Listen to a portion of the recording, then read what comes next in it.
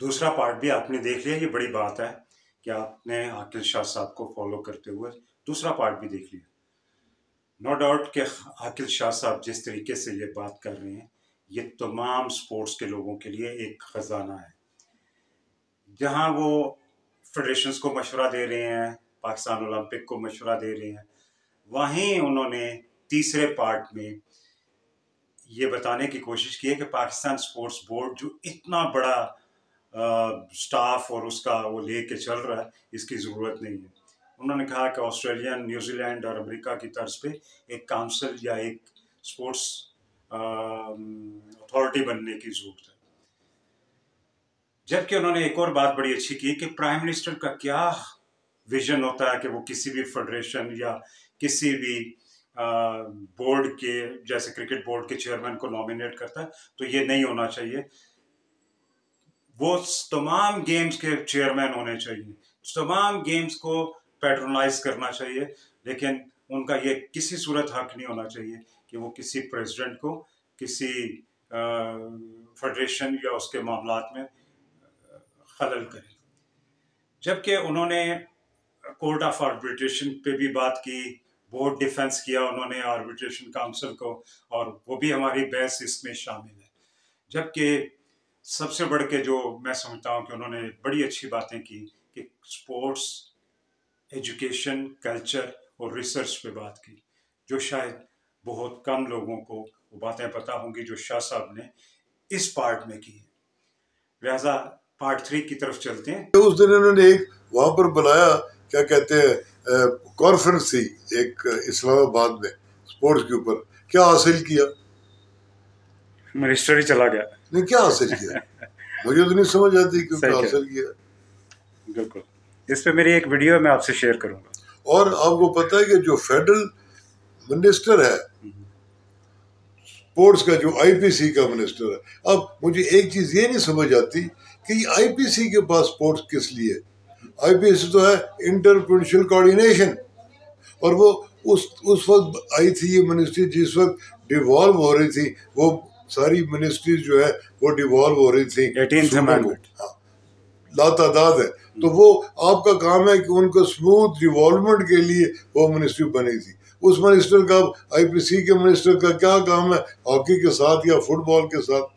वहां पर आप बाकायदा तौर के ऊपर एक आदमी जो स्पोर्ट्स को अंदर से समझता है उसको वहां पर लगाए ना आप, adviser to the prime minister on sports, तो वो आपको बताएगी क्या चीज है। उधर भी आई डोंट नो कौन कौन से लोग आ जाते हैं, मुझे समझ ही नहीं आती, जिसका स्पोर्ट्स के साथ तल्लुक ही नहीं है। जो स्पोर्ट्स को समझता है, जिसकी सारी जिंदगी स्पोर्ट्स के साथ गुजर गई है, ऐसे आदमी को वहां पर लाएं और वो आपको बताए कि भाई स्पोर्ट्स को किस तरह प्रमोट किया जा सकता है। शाह जी, इतनी खूबसूरत बातें हो रही हैं और इतना मज़ा आ रहा है आपकी बातें सुन के, और मुझे फ़र्स्ट टाइम महसूस हुआ है कि पाकिस्तान में ओलंपियाइज़म जो है ना वो ज़िंदा है और ओलंपिक वैल्यूज़ पे काम हो सकता है अगर आप जैसी अजीम शख्सियतों की बातों को अंडरस्टैंड कर लिया जाए। शाह साहब, ये बताएंगे कि हमारे फ्यूचर जो है वो डिपेंड कर रहा है स्पोर्ट्स एजुकेशन पे। नो डाउट कि इस वक्त बहुत सारे हैं PhDs और MPhils और मास्टर्स निकल रहे हैं। हर यूनिवर्सिटी तकरीबन, मुल्क की तकरीबन 30 से ज़्यादा यूनिवर्सिटीज़ ये डिग्री प्रोवाइड कर रही हैं। हज़ारों लोग तैयार हो रहे हैं। आप एक तो इसकी अहमियत को मज़ीद अपने लिहाज से बताइए कि कैसी होनी चाहिए, और सेकंड ये है कि यही स्पोर्ट्स एजुकेशन के साथ साथ जो टेक्नोलॉजी है ये क्या रोल प्ले सकती है? देखिए, टेक्नोलॉजी के बगैर तो स्पोर्ट्स डेवलप ही नहीं हो सकती ना। आप समझे क्या? नहीं, कहने का मकसद ये है कि इट इज, मैंने कई दफा आपको कहा कि स्पोर्ट्स वो स्पोर्ट्स नहीं है जो हमारे जमाने में थी। अब स्पोर्ट्स तो बहुत बहुत बहुत आगे चली गई है। It is a new world, और जिस तरीके से ये डेवलप हो रही है।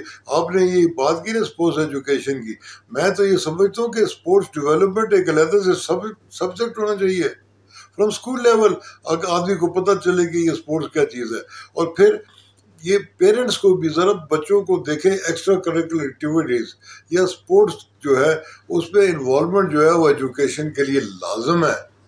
जहाँ पर अब माँ बाप एकेडमिक्स में बच्चों को वो करते हैं, वहाँ पर स्पोर्ट्स के लिए भी उनको इन्वॉल्वमेंट के लिए वो टाइम निकालें, वो बहुत बड़ा ज़रूरी है।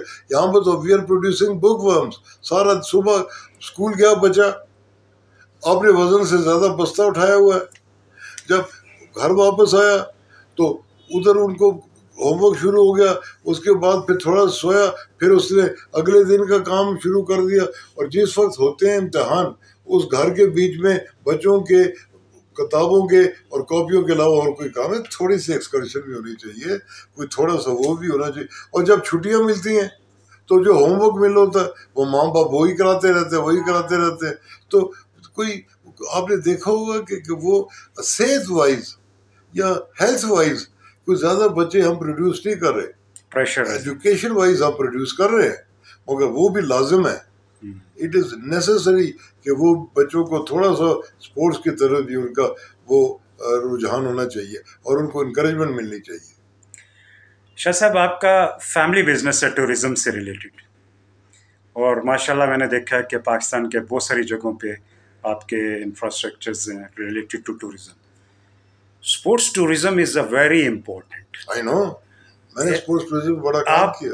आप क्या राय देंगे रिस्पॉन्सिबल लोगों को, और थोड़ा सा आप अपना भी बता दीजिए कि आपकी इसमें स्पोर्ट्स टूरिज्म में, क्योंकि आप मिनिस्टर भी रहे हैं, तो क्या कंट्रीब्यूशन रही आपकी? देखिए मैं आपको बताऊं, टूरिज्म एक अलग से महकमा है, ठीक है, और उसके साथ फिर मैं टूरिज्म से अब टूरिज्म के हेड से तो मैं खर्च नहीं कर सकता स्पोर्ट्स पे, तो हमने एक एंडाउमेंट फंड यहाँ पर बनाया जो टूरिज्म को मिला, जो 50 करोड़ रुपया डिपॉजिट किया गया बैंक में, और उससे टूरिज्म की डेवलपमेंट के ऊपर वो खैबर पख्तूनख्वा में, यहाँ पे अच्छा, खैबर पख्तूनख्वा में, उसमें फिर उसके साथ क्या हुआ कि मैंने इनको कहा कि जी आप ये टूरिज्म को आप डिवाइड करें मुख्तलिफ सेक्शंस में, जैसे इको टूरिज्म है जिसमें फलाना है, उसमें फिर स्पोर्ट्स आ गए। अच्छा, गुड, एडवेंचर स्पोर्ट्स, ठीक है, लेजर स्पोर्ट्स, क्या कहते हैं, वाटर स्पोर्ट्स। तो ये सारा उन पैसों में से फिर वो पैसे खर्च होते थे। वो मेरे बाद फिर क्या हुआ कि वो पैसों के और कामों के लिए इस्तेमाल होने लगे, अफसरानों ने वो गाड़ियाँ लेनी शुरू कर दी, और फलाना, वो एक लंबी स्टोरी है, उस तरफ नहीं जाते। वो ठीक है, जो करता है हर एक आदमी ने अपना जवाब खुदा को खुद देना है। इस दुनिया में तो गुजर जाएगी, कई लोग ऐसे हैं जो स्पोर्ट्स के ऊपर पल रहे हैं, शायद भाई उनका और सोर्स ऑफ इनकम भी कोई नहीं है, वो स्पोर्ट्स के ऊपर खाना पीना ओढ़ना पौड़ना उसका स्पोर्ट्स के ऊपर। बड़े नाम लेंगे तो वो बड़े नाम है, बड़े लोग हैं, तो इनको तो फिर ये दुनिया तो गुजर जाएगी, मगर फिर किसी दिन तो किसी को जवाब देना पड़ेगा ना। लिहाजा सुनिएगा और इस पे गौर करिएगा जो खान साहब ने बात की है। शाह साहब, हम लोग ज़्यादा उस साइड पे नहीं जाते हैं, नो डाउट के आपकी पर्सनैलिटी इस तरह की है कि मैं चाहता हूँ कि आपसे हम ज़्यादा से ज़्यादा अपने व्यूअर्स के थ्रू जो है वो चीज़ें सीख सकें। क्यों नहीं? शाह साहब, एजुकेशन पे भी बात होगी। अभी स्पोर्ट्स टूरिज़म की आप बात कर रहे थे, तो आपने महसूस किया कि कल्चर भी जो है वो स्पोर्ट्स से बहुत इंटरलिंक्ड है। बिल्कुल। ये स्पोर्ट्स ओलंपियाइज्म कल्चर कैसे डेवलप किया जाए पाकिस्तान में कि पेरेंट्स भी आ रहे हों, बच्चे भी आ रहे हों, माएँ भी खेल रही हों, ये कैसे मुमकिन है? हमने किया, मैं आपको बताता हूँ। देखें, 2008 में मैं मिनिस्टर बना, मेरे से पहले जो हुकूमत थी वो MMA की हुकूमत थी, जिसको जो मेले शेलों के ऊपर वो नहीं बिलीव करते थे, तो उन्होंने शंदूर फेस्टिवल बंद कर दिया, जो सारी दुनिया में वो शंदूर पोलो फेस्टिवल, तो वो 3 साल बंद रहा कि 4 साल बंद रहा। मैं आया तो मैंने पहला काम क्या किया कि मैंने शंदूर को रिवाइव किया। I took oath in the month of April and in July we had the Shandur festival दोबारा से हमने शुरू किया। उसके अलावा यहाँ पर और जो कल्चर की मेरे साथ मैं सिर्फ स्पोर्ट्स का मिनिस्टर नहीं था, मेरे पास 6 मिनिस्ट्रीज थी, 6 डिपार्टमेंट्स थे, sports, tourism, archaeology, youth affairs and culture.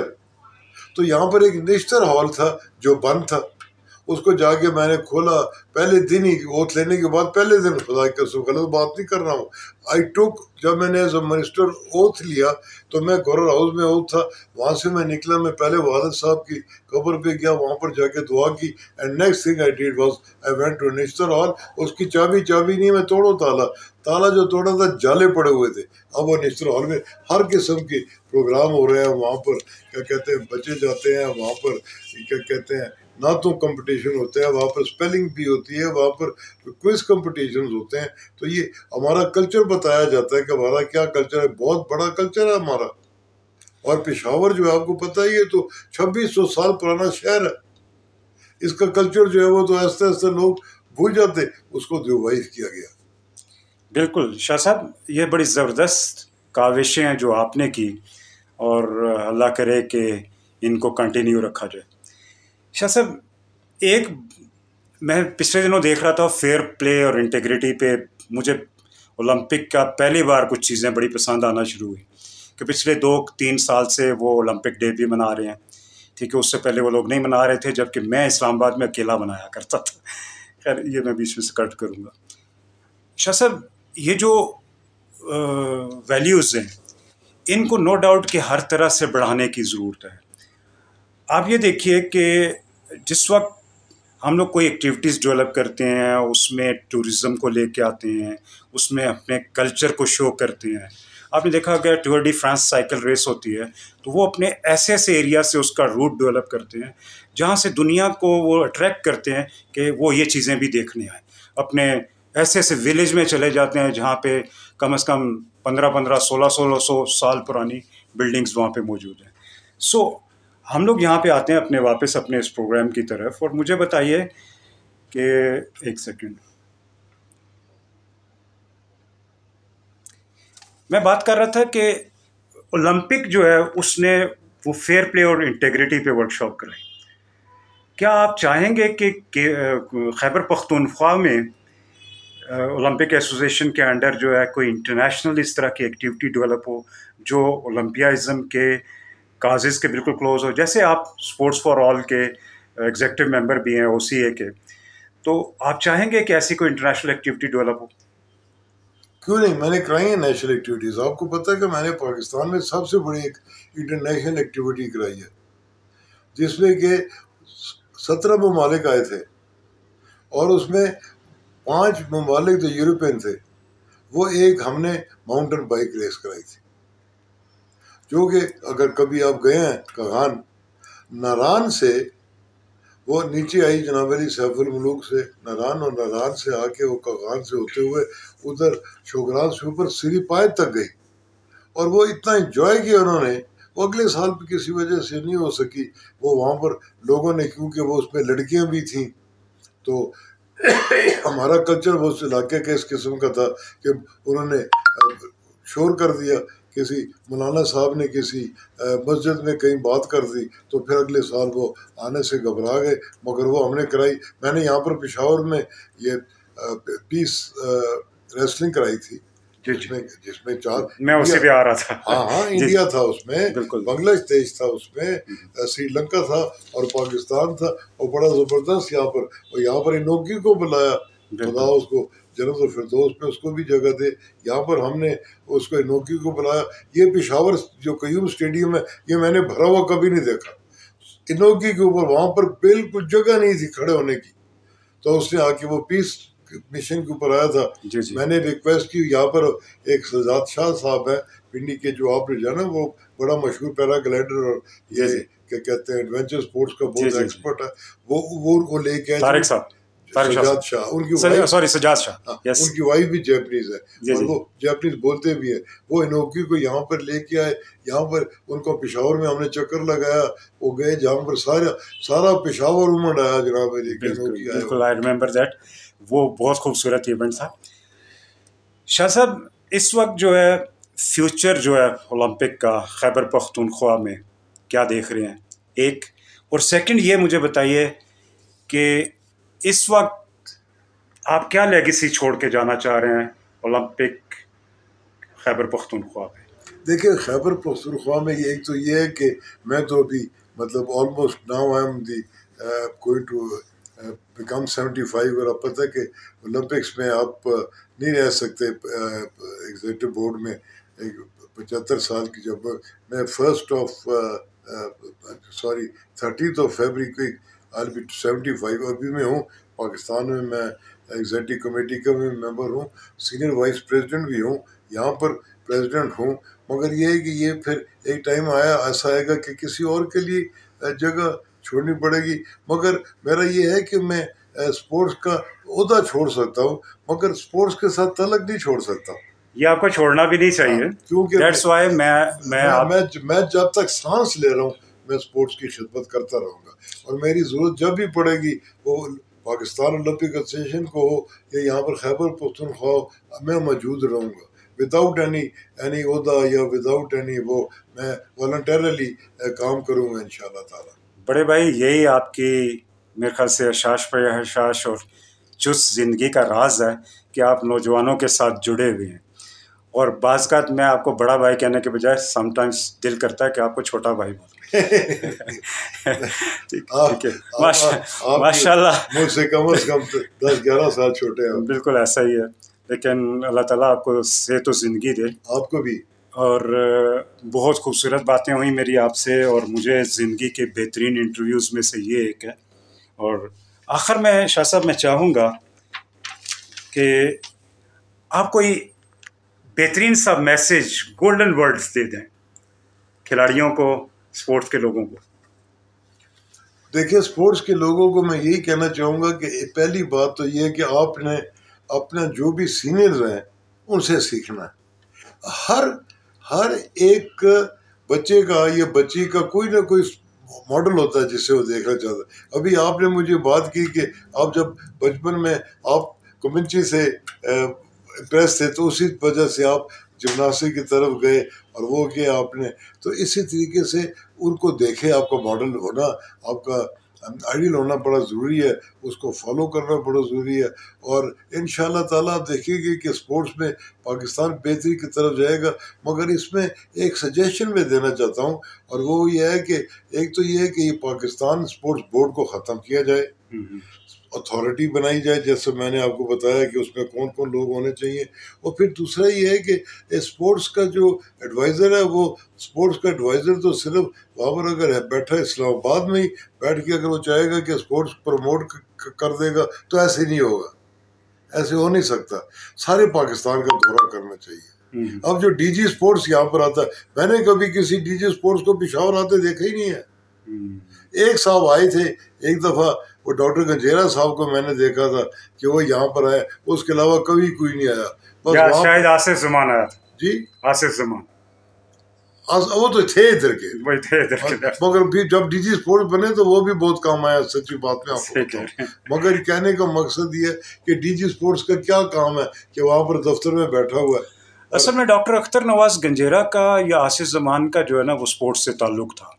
आपकी बात मैं बिल्कुल 100% कहता हूँ कि जो लोग नॉन स्पोर्टी लोग हैं उनका कंसर्न नहीं होता है, वो डांग टपाऊ होते हैं, अपना वक्त आया पूरा किया। स्पोर्ट्स में कोई नाम कमाया हो उसको लेके आए। बिल्कुल।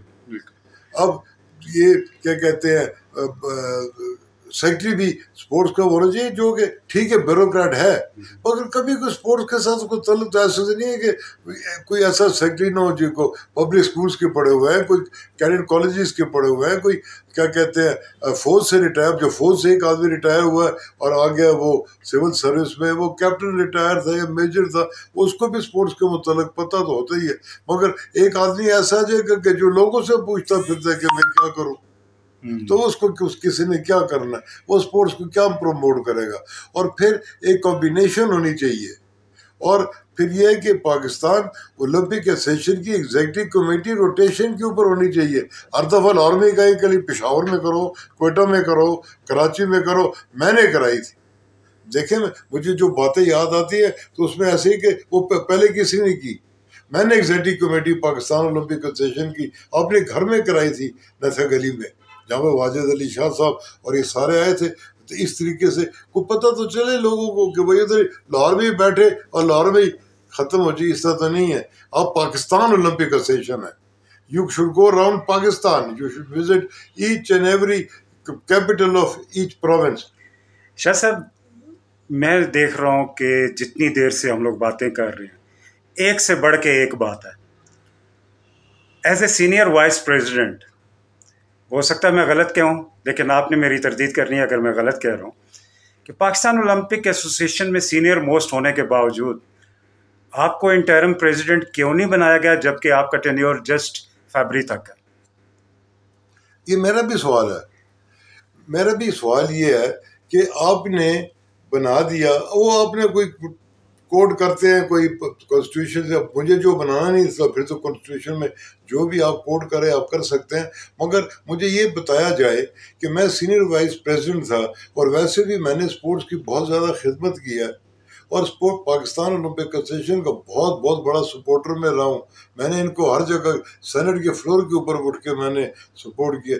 ये क्या वजह है कि आपने इंटरिम प्रेसिडेंट मुझे नहीं बनाया? दिस इज़ अ क्वेश्चन जो कि सारी ज़िंदगी पूछा जाएगा और ये इनको जवाब देना होगा। मुझे नहीं बनाया, मगर मैंने तो पाकिस्तान ओलंपिक एसोसिएशन का वो क्या कहते हैं, एक मैंने इंटरव्यू दिया था, वो कई लोगों ने उसके ऊपर मुझसे बड़े क्वेश्चंस किए, मगर अब उस बात को मैंने छोड़ दिया।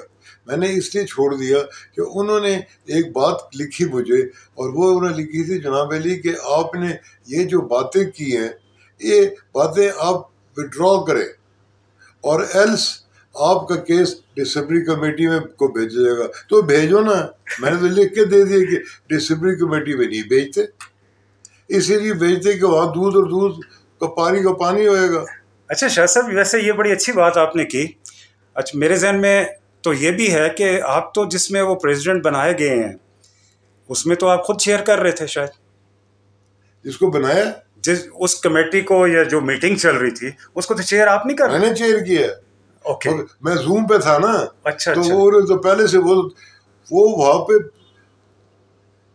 उसका प्रेसिडेंट साहब जो गए, हमारे जनरल साहब आरिफ हसन साहब, खुदा उनको खुश रखे सारी जिंदगी, उनका रेजिग्नेशन एक्सेप्ट करना मकसद नहीं था। यही मैं आपसे पूछने लगा कि एजेंडा ऑफ मीटिंग आपसे शेयर नहीं किया गया? एजेंडा में तो देखें, ये बात, ये पॉइंट जो है ना, ये आप समझे, it was an emergent meeting. Emergent meeting क्या होती है कि उसमें जो एजेंडे में लिखा हुआ उसके ऊपर आपने बात करी है, that is why it is known as emergent meeting.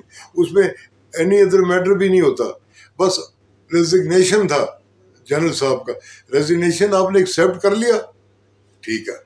Accept करने के बाद आप नोटिफाई करेंगे क्या हो गया, और उसके बाद आप अनाउंस करेंगे कि फलानी तारीख को इंटरिम प्रेसिडेंट के लिए, इंटरिम का लफ्ज साथ लेंगे।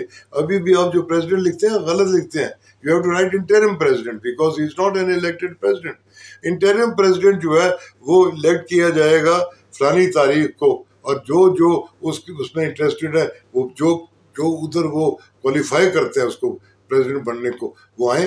नहीं, इधर उन्होंने एक्सेप्ट की रेजिग्नेशन और उसी झटके में प्रेसिडेंट को, उन्होंने इंटरिम प्रेसिडेंट को वो कर दिया। तो सवाल ये है कि पहला सवाल का मुझे ये जवाब दें कि एमरजेंट मीटिंग में आप ये नहीं कर सकते थे, ये इलीगल हुआ है।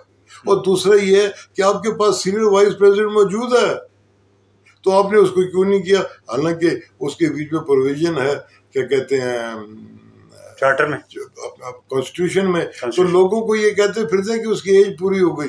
मेरी एज पूरी होगी अगले साल 2025 में, उससे पहले इलेक्शन होने हैं। तो इंटरिम पीरियड जब तक है अगले इलेक्शन तक तो आई कुड हैव, मगर उन्होंने नहीं किया, बस नहीं किया, खैर है, ना करे। अभी आपका इलेक्शन लड़ने का इरादा? नहीं, मैं इलेक्शन लड़ ही नहीं सकता ना, 75 साल की उम्र पे नहीं लड़ सकता इलेक्शन। इलेक्शन तो कोई और ही लड़ेगा। मगर ये है कि कोई बंदा पैदा करेंगे इलेक्शन लड़ने के लिए, अल्लाह खैर करेगा। पाकिस्तान में 24 करोड़ लोग रहते हैं। ग्रेट। शाह साहब, मैं हमेशा अपने मेहमानों से ये पूछा करता हूँ कि आपकी ज़िंदगी का स्पोर्ट्स का वर्स्ट तरीन, तो मुझे महसूस हो रहा है कि आपका ज़िंदगी के इतनी ज़्यादा खिदमात का ये सबसे वर्स्ट मेरे अंदाजे के मुताबिक यही था कि ओलंपिक में आपको इंटरिम प्रेसिडेंट नहीं लगाया। इसके अलावा है तो कोई बताइए। नहीं, मुझे तो कोई भी नहीं है, कोई रिग्रेट नहीं है। वो भी बहुत बड़े दिल का मालिक अल्लाह का करम है।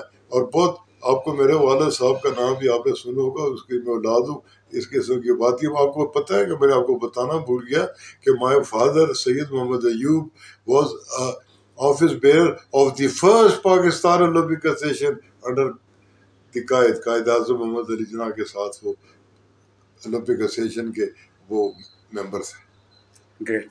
तो उधर से सीखा, उधर से आगे चलेगा। तो मुझे दो चीज़ें मैंने वालिद साहब से इनहेरिट की हैं, एक स्पोर्ट्स और दूसरी सियासत।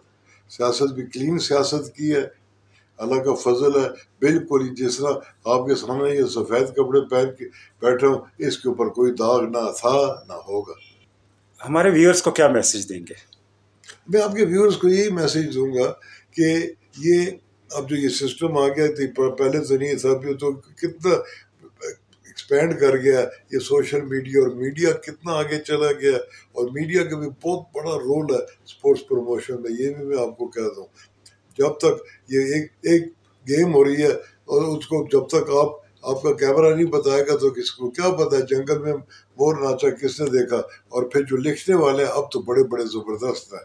स्पोर्ट्स राइटर्स अब बहुत एडवांस, बहुत आगे चले गए हैं, और स्पोर्ट्स जर्नलिज्म जो है ये बहुत बड़ा एक अलग से सब्जेक्ट है। और फिर आप जैसे व्लॉगर्स हैं या जो और वो करते हैं कवर, तो आप ये जो स्पोर्ट्स के ये जो मुख्तलिफ लोगों को आप, मैंने ये भी सुना है मैंने कि आप यहाँ पर पेशावर में आए तो आपने कई लोगों से इंटरव्यू किए हैं। तो ये सारी चीज़ें ये तो आर्काइव्स में चली जाएगी ना, ये रिकॉर्डेड है, सारी जिंदगी ये बातें रहेंगी। मैं इस दुनिया में नहीं भी हूँगा तो किसी वक्त आप अगर चलाएंगे तो कोई इसको देख के कहेंगे जी कोई आकिल शाह भी कोई था। शाह साहब बहुत शुक्रिया आपका। मैं आपको ये बताता चलूँ कि स्पोर्टफिट यूट्यूब चैनल पाकिस्तान का सबसे पुराना स्पोर्ट्स का चैनल। ओके। 2009 से मैं इस पे काम कर रहा हूँ। अच्छा। और सबसे बड़ी बात यह है कि ये उसी वक्त स्टार्ट हुआ था जब श्रीलंकन टीम पे पाकिस्तान क्रिकेट टीम पे अटैक हुआ था 2009 में। मेरी आपसे मुलाकात हुई थी नेशनल गेम्स में। जी, नेशनल गेम्स में।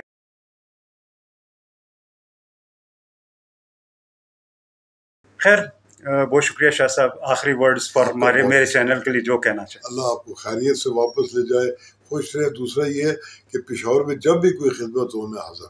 Thank you very much sir. अल्लाह हाफिज़। अल्लाह हाफिज़।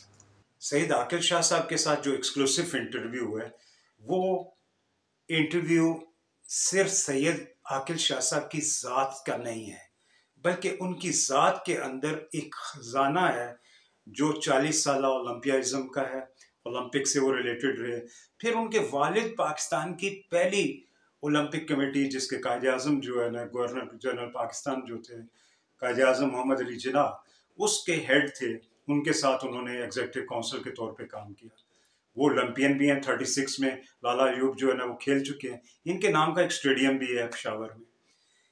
जबकि आकिल शाह साहब के अंदर वो तमाम खसूसियात सियासी और खेलों की वो मौजूद हैं जो लाला अयूब में मौजूद थी। आकिल शाह साहब सबसे बढ़ के ये है कि खेलों से उनकी वापसगी इतनी है कि वो इतने यंग नजर आते हैं, जबकि वो अपनी गोल्डन जुबली की तरफ गामजन है। आकिल शाह साहब ने जितनी अच्छी बातें की हैं, मेरे ख्याल से ये आने वाले स्टूडेंट्स के लिए, रिसर्चर्स के लिए बहुत इम्पोर्टेंट होंगी, क्योंकि इन्होंने अपने 40 साल दौर में वजारत यानी स्पोर्ट्स की वजारत खैबर पख्तूनख्वा की, और पाकिस्तान में सेनेट में भी स्पोर्ट्स को डिफेंस किया। स्पोर्ट्स पॉलिसी में जो लकूनास थे उनको ख़त्म करने का इन्होंने अंदिया दिया है इसी पार्ट 3 में। यकीन जानिए बहुत खूबसूरत इंटरव्यू है, और मुझे यकीन है कि आप सब लोगों को बहुत पसंद आया होगा। बहुत शुक्रिया शाह साहब, आपका दिल से जो है ना मैं शुक्रिया अदा करता हूँ। और ख़ास तौर पे मैं देखने वालों को कहूँगा कि इस वीडियो इंटरव्यूज़ की सीरीज़ को सब स्पोर्ट्स फर्टर्निटी में शेयर करें। जब ये सब लोग इसे देखेंगे तो मुझे यकीन है कि लोगों के माइंड्स जो है वो खुल जाएंगे। और ख़ास तौर पे जो इसमें इनका मैसेज है कि बड़ों की रिस्पेक्ट करें और उनसे सीखें। और दूसरी बड़ी जो बात उन्होंने इस पूरी वीडियो में की है वो मैं समझता हूँ कि बहुत कम है, और वो ज़रूर देखिएगा कि जिसमें उन्होंने पॉलिसी बनाने के लिए बेसिक 5 पॉइंट्स बताए, वो पॉइंट्स ज़रूर देखिए क्या है। जबकि इन्हीं 3 इंटरव्यूज़ में उन्होंने वमेन एम्पावरमेंट की बात की, और क्या वजह है कि औरतों को खेल में आना चाहिए, वो भी रीज़न आप इन्हीं इंटरव्यूज़ में जानेंगे। शेयर कीजिए, लाइक कीजिए और सब्सक्राइब करना ना भूलिए, क्योंकि स्पोफिट यूट्यूब चैनल पाकिस्तान का सबसे पुराना स्पोर्ट्स और फिटनेस का चैनल है। आने वाले दिनों में आपको रोज़ाना की खबरें मिलेंगी, हर जगह की खबर मिलेगी। Stay tuned with Spofit. Bye bye.